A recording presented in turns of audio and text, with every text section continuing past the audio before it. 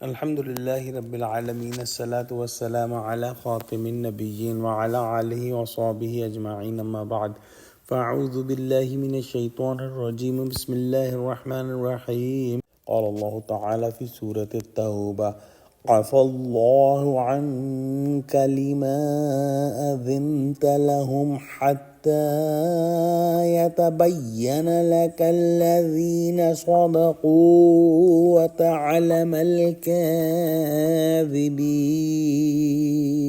ترجمہ: خدا تمہیں معاف کرے، تم نے پیشتر اس کے کہ تم پر وہ لوگ بھی ظاہر ہو جاتے ہیں جو سچے ہیں، اور وہ بھی تمہیں معلوم ہو جاتے جو جھوٹے ہیں، ان کو اجازت کیوں دی؟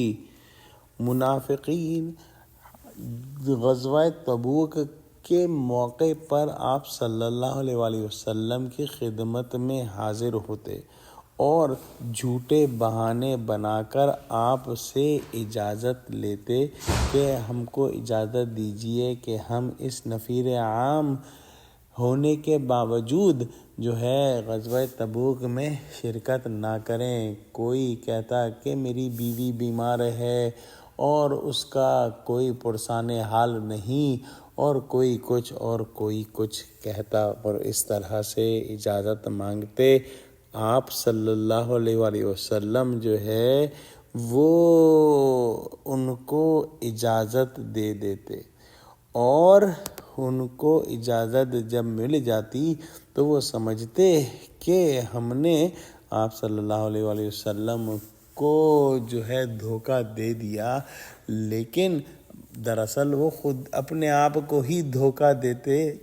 اور اللہ سبحانہ وتعالی فرماتا ہے کہ اگر آپ صلی اللہ علیہ وآلہ وسلم ان کو اجازت نہ دیتے تو زیادہ بہتر ہوتا، کیونکہ اس وقت ظاہر ہو جاتا کہ انہوں نے اپنے نہ جانے کو کچھ آپ کی اجازت پر موقوف نہیں رکھا ہے۔ جانے کی توفیق تو انہیں کسی حال نہ ہوتی، اگر آپ صلی اللہ علیہ وآلہ وسلم اجازت نہ دیتے تب بھی نہیں جاتے، البتہ آپ کے روبرو ان کا جھوٹ اور سچ کھل جاتا۔ پس اجازت دینا کوئی گناہ نہ تھا، البتہ نہ دینا مصالح حاضرہ کے اعتبار سے زیادہ موزوں ہوتا۔ اس اعلیٰ و اکمل صورت کے ترک کی وجہ سے خطاب کو عفا اللہ عنک سے شروع فرمایا۔ عفو کا لفظ ضروری نہیں کہ گناہ ہی کے مقابلے میں ہو۔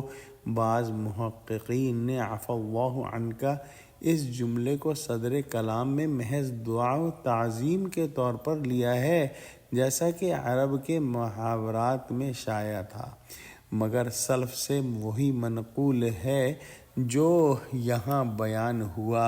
واللہ اعلم۔